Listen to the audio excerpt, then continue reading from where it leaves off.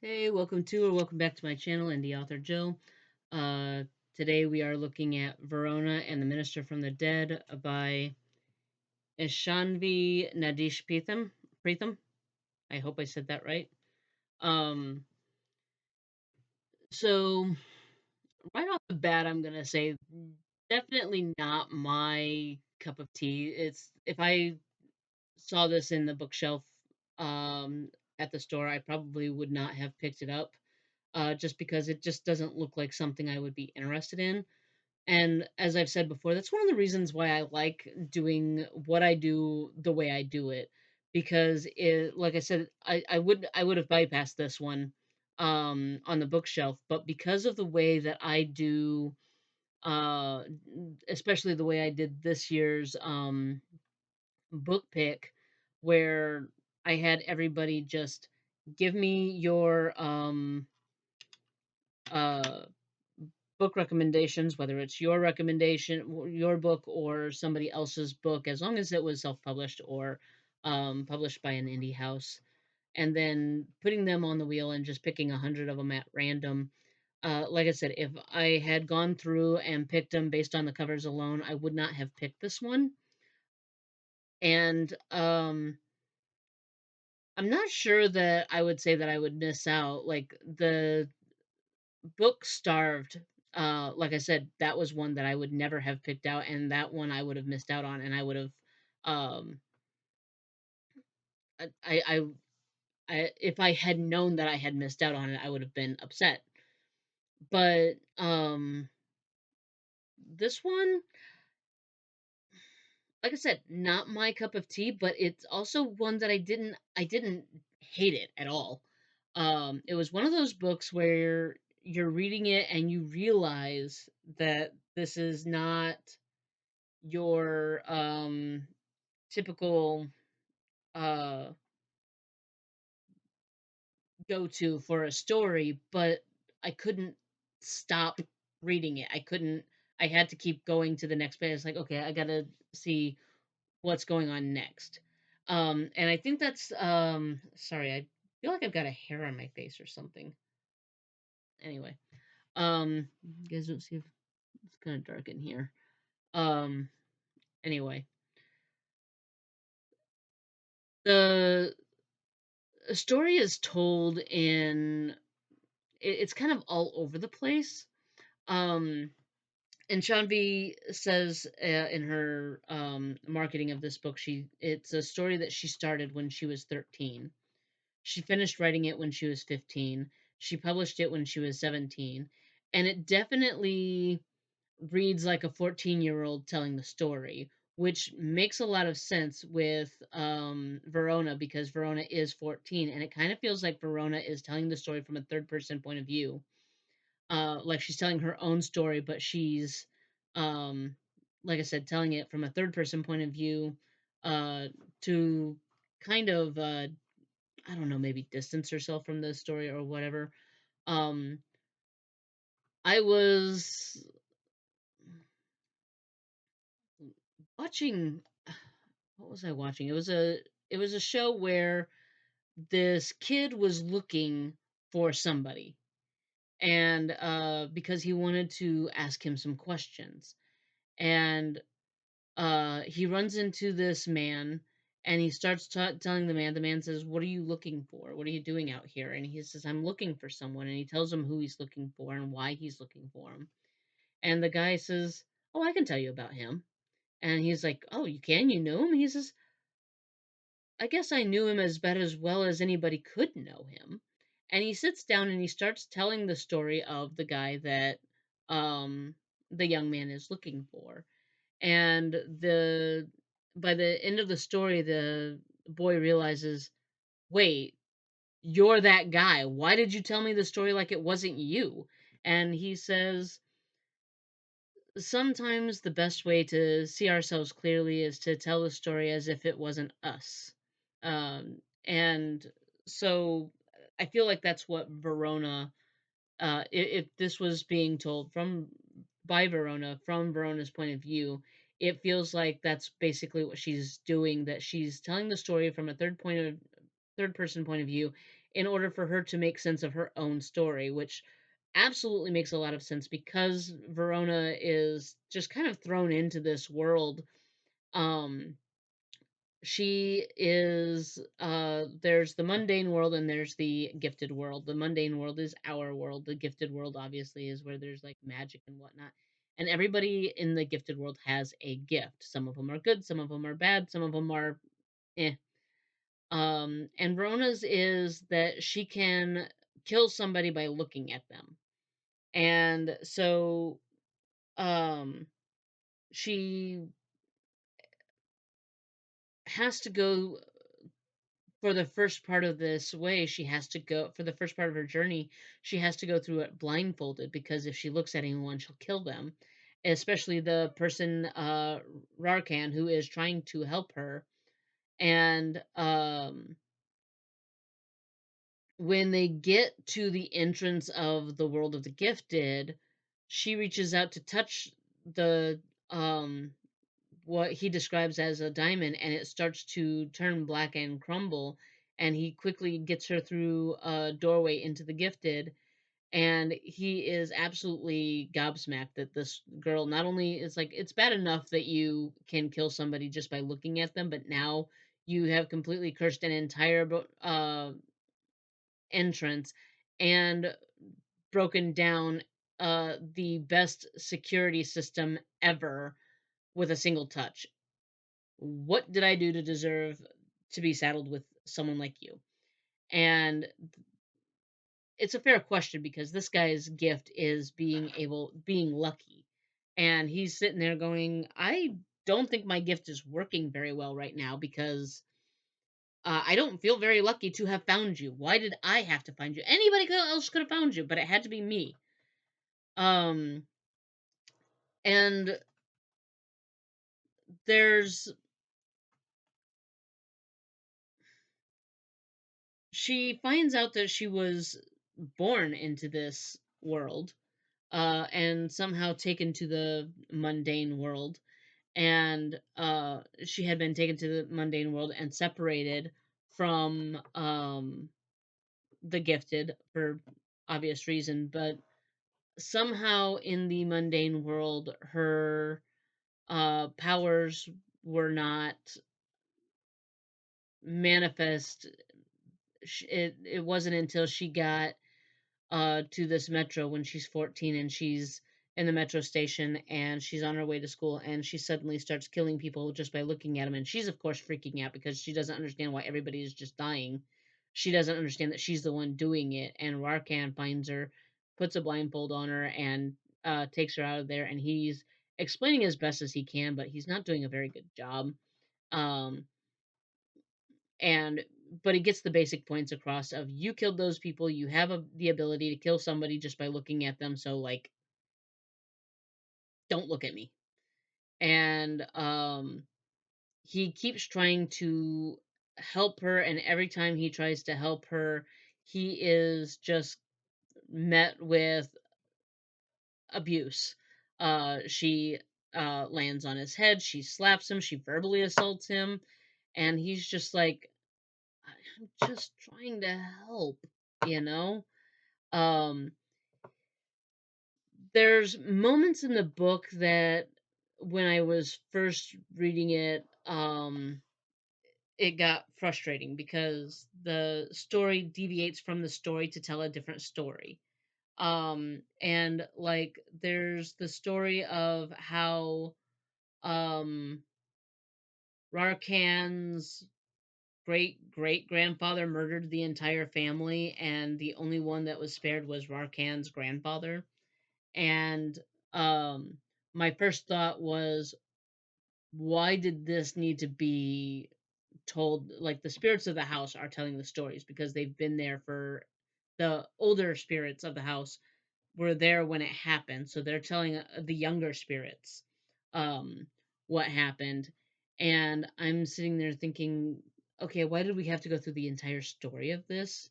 Couldn't that been kind of like summarized by somebody else saying, oh yeah, this is the history of the family, a brief history of the family? But as you go on, you realize that uh that's not the case because the history of the family has actually been altered to make the great great grandfather look better. Um, and so the only ones that are available to tell the story is the spirits. And spirits have all the time in the world because they're spirits. So they can go into the longer story and take the time with the story. Whereas somebody who's in a hurry to, like, okay, we have to figure out how to deal with this before he awakens, this ambiguous he that turns out to be her father. Um, but um I think it's done really well. Like I said, at first I was frustrated, but then as I was going on, and they continue on with the story and they get to the final part, you realize that the reason the spirits had to tell the story is because the spirits were the only ones that were available to tell the story because um, what had actually happened was what happened was Rarkan's great grandfather. There was this big family, and that's one of the things when you get into a mansion and you see that there's this old family that is powerful and influential. You expect a big family because that's how you build your empire. And one of the things I love about these old rich families that with lots of power and influence is the smaller political intrigue of the family dynamics of um, what is their hierarchy? Do the women have as much claim to the family fortune as the male offspring do? Or is it a only males can inherit, the females are expected to get married and be taken care of by their husbands? Or are the women expected to get married, but their husbands are meant to take on the family name and be brought into the building of this empire? And do what kind of s- claim do they get a stake? What kind of a stake do they get in the claims of the family fortune as being married into the family rather than being born into the family? And um, so when you get into this family, and the first thing you see is that it's just Rarkan and his grandfather, you're like, okay, but where's Rarkan's parents? Where are his aunts and uncles and cousins? Like, why doesn't he have siblings? Where's the rest of this influential and powerful family? And what had ended up happening with Rarkan's great great grandfather, is that he wanted the to make sure that things went to a direct descendant, and the only family members in the household, there were all like young adults and adults in the family, and one infant. And so he challenged the family and told them that they had to fight to the death. Last one standing gets everything he possesses. And the family either decided, I am not going to take the life of my family, and took their own lives, or they fought to the death. And the last one standing was actually his sister, and he kills his sister. But what he tells everybody is that he had taken a nap, and when he woke up, one of his servants had wakened him and told him that there was something wrong, and he went down and found that his sister had killed everybody in the family. So he killed his sister to protect his grandson, who was just an infant. He couldn't protect the rest of the family because he woke up too late, but he could at least protect the infant. So the story got twisted, and the actual history of the family no longer exists, and that anybody remembers except for the spirits of the house, which is why the spirits of the house had to be the one to tell the story. And um, this happens repeatedly throughout the story. At one point, Verona, because again she was moved from the gifted world to the mundane world, her memories of the gifted world have been taken away. She doesn't remember uh, killing her parents, um, and so uh, all of this has to be retold, and so she doesn't know her own history, her own family history. But thankfully, there's somebody in this mansion. Rarkan's grandfather's servant um, starts to tell. He deviates from the story we're listening to. Okay, we're in the mansion and we're trying to figure out how to help Verona, but let's pause for a minute and tell Verona her family history so that she understands why the things that are happening to her. And you could sit there and say, well, couldn't we do this, after we solve the problem or whatever? But again, you're dealing with a very emotional and highly irrational 14-year-old girl. And Verona very much acts like a 14-year-old girl, which is very refreshing because too many times you get a 30 something year old person writing a 14-year-old main character, and the 14-year-old main character acts like a 30-year-old uh person and speaks like a 30-year-old person, and Verona absolutely does not. She is erratic, she is emotional, and she rides those emotions um full stop. She kind of jumps back and forth between everything is important and nothing matters, and everything is drama and nothing is drama. And Um, that's very typical of a 14-year-old who is trying, especially trying, it's com- conflicting enough being a 14-year-old in our world and trying to figure out what's what, because you have everything that your uh, parents or the adults that raised you, the people that raised you, they're telling you you've got everything that they have taught you. Then you have everything that you've been learning in school. Then you're starting to pay attention, a little bit more attention to the news and what's going on in the world, and trying to figure out who you are and what your place is in this landscape that is your life is conflicting enough. But then you have Verona, who she was just trying to figure out who the heck she was in the mundane world, and now she has to figure out who she is in a magical world. Like, it's a lot, and she's being told that she has to be possessed by a demon, and then she has to figure out how to tame the demon. And she's like, I am 14 years old. I'm still trying to figure out how to tame algebra. So it's it's a lot. So I appreciate that there was a character that was like, you know what? I understand we're in a hurry. I understand that there's things that need to be done. Understand that there is urgency. But this young lady, we need to slow down and take the time to explain this to her. And this happens throughout the story, throughout this story, where people will stop and take the time to tell a story that has nothing to do with necessarily what's going on now, but it is important because it's something that led to what's going on now. Like, we don't really need to know that Rarkan's great grandfather uh, killed everybody in the family and then blamed his sister and raised his grandson. But by telling us that, it does give us a little bit more information about the family dynamics, because then it makes you wonder if something similar ended up happening when Rarkan was an infant, where his grandfather was, I will kill this entire family to protect this child and to make sure his stake in this inheritance is secure. Um, but I don't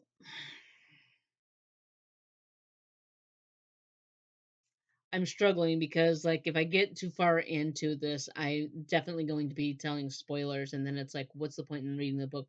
Jill already told us everything that's in the book. Um, and um, but yeah, her her journey is not an easy one. It's a lot to ask of a 14-year-old, regardless of how gifted she is, and regardless of what um she was doing, because there's also something cursed about her, as Rarkham points out, that like she can completely break down an entire security system, one of the best security systems in the world, just by touching it. And so I'm just sitting there thinking, like, is she gonna end up getting this Elsa conceal don't feel moment? um I do really like the cover of this book, because it shows you the duality that is Verona, the part of her that is just a scared 14-year-old girl trying to figure things out and being thrust into a world to either save it or doom it. And then she's also got this demon side of her that she has to figure out how to work with. And like, it's not, it's bad enough trying to figure out who you are in the world by yourself as your own person, but to have to figure out who you are with somebody else. That's typically not something that most 14-year-olds have to deal with, because even when they start dating, they are still their own entity. And it's like, yes, I have a boyfriend, but it's not an us thing. It's not us yet. It's still me and him. And it's not until you get married that it becomes an us, and it's like, because now you're sharing everything. You have to figure out how to manage a household, how to raise children, how to manage your finances, how you are, what dreams you're going to pursue, what goals you're going to pursue, and how you're going to get there. And you've got to work together on that. Whereas when you're just two high school kids dating, who cares what he's doing? Yeah, he's got football practice, I got, you know poetry club or something. I don't know. Um, but having the duality of, okay, I've got to figure out who I am in this world, and now I have to figure out who I am in this world with this other entity being almost surgically attached, basically being surgically attached to me. Not surgically, I guess, not, because like she's being possessed by the demon, but it's for her own good, so that she can't she can control her powers and not kill somebody just by looking at them. Um, which, when they were first talking about her uh, powers, like I said, I was thinking that this was going to be kind of a Elsa Cyclops situation, a Cyclops from X Men, where he has to wear special glasses to keep from laser blasting anybody by accident. And um, Elsa with the gloves, the conceal don't feel. Um, I would definitely recommend this book to anyone who likes